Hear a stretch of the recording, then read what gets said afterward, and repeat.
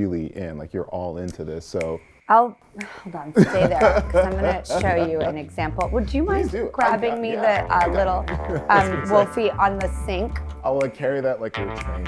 I know. By the way, that's so sweet. Thank you. I got you, please.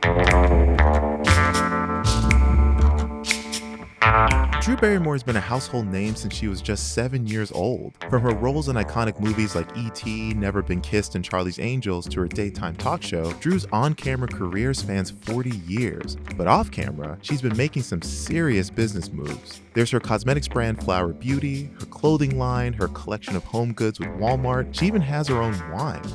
And for her latest venture, she's invested in and partnered with Grove Collaborative.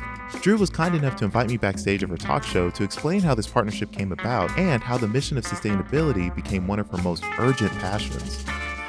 You know, we've seen so many celebrities step into, ambassador roles, advocacy roles. And so what does that look like through your lens? Because I think you're right. A lot of people would just stop at slapping their name on something or just doing a couple of tweets. But you said like you're really in, like you're all into this. So this little box has really, truly inspired my world. So you take these, and this is hand soap.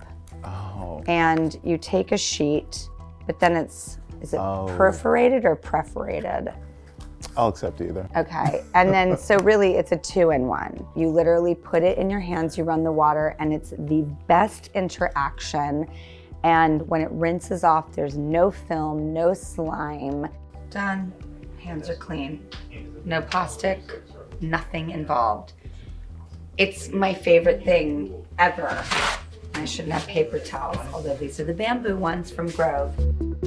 Grove sells products across household supplies, beauty, and personal care with a very clear mission to wean consumers off their addiction to plastics. Grove pledged to be 100% plastic-free by 2025, and to help them spread their message, Grove brought on Drew Barrymore as their global brand and sustainability advocate. I want innovation, and I am looking for the future to come to us and be here and inspire us that things are possible.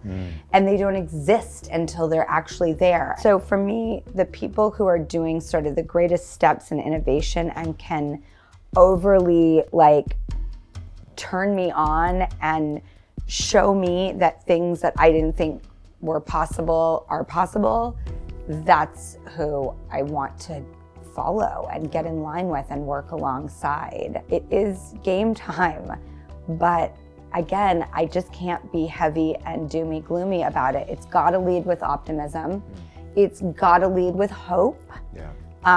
You lose me without it, and I would expect we would lose anybody else with it too. Optimism is part of your brand in a way. I mean, it's attached to the show. That's like what you talk about. Like it's a talk show that leads with optimism. Yeah. So what's at the root of that for you? We need it. It's not available on tap. When you wake up in the morning, not every day are you happy or in a good mood, or sometimes it's really far away and it's a tremendous struggle to get there. Some days it's not. I feel like you're yelling at me right now. You're just exposing my truths of just waking up. No, you're right. You're right. I wish optimism was on tap. I relate and I understand, and as happy as I seem, I'm not always that happy, but I find that I really can't stay stuck. I don't care what it takes, I will get there. Sometimes it's different tools in the box on a different day. I had a big sort of lifestyle overhaul. We were shooting the pilot of the show, and not to name drop, it sucks when one of your best friends has a name you recognize because you sound like a douchey name dropper. I'm waiting for the drop. Cameron Diaz. Okay. She has been eco our whole friendship. You know, when I was in my early 20s, she was yelling at me about leaving the water on when I brushed my teeth and leaving my lights on and my pool heater and telling me I needed to get a Prius. And so I was like, I'm going to surprise her on the show by telling her that I'm going to start finally living by her rules and become eco-conscious. I got down on one knee and did a whole proposal. And I was like, from now on, I'm going to truly walk the walk and talk the talk. I saw the way I was living. I saw all the plastic. I saw the consumption. I saw the waste. I saw the chemicals. I just started seeing everything, even the way I was eating. I am looking for solutions. I have children now. I want to be a better person. I want to be the person my friend always wanted me to be. And I think things do gain momentum and they mean something. Like when you can't extinguish the fire that burns within, that's a telltale sign that there is passion and investment. And it just sort of took on this beautiful rolling rock where it just gained all this steam and momentum. And I actually was a Grove customer before they approached me. Now that you really have been dialed into this company, I mean, is there anything that you have learned about the plastic crisis? I mean, like what?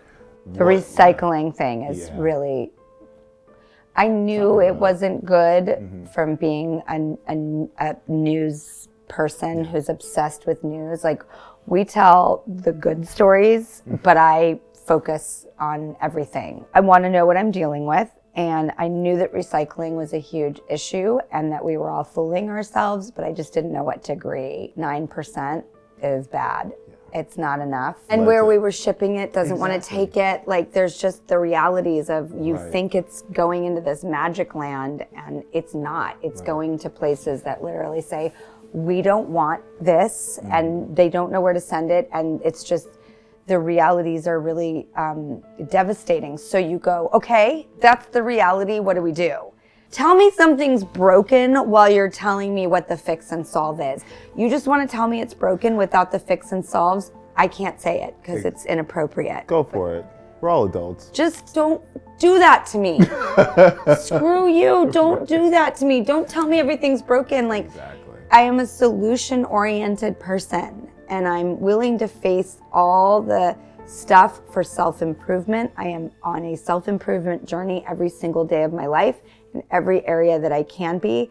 But you lose sight of that if you think you're never going to get to the solutions. You will give up.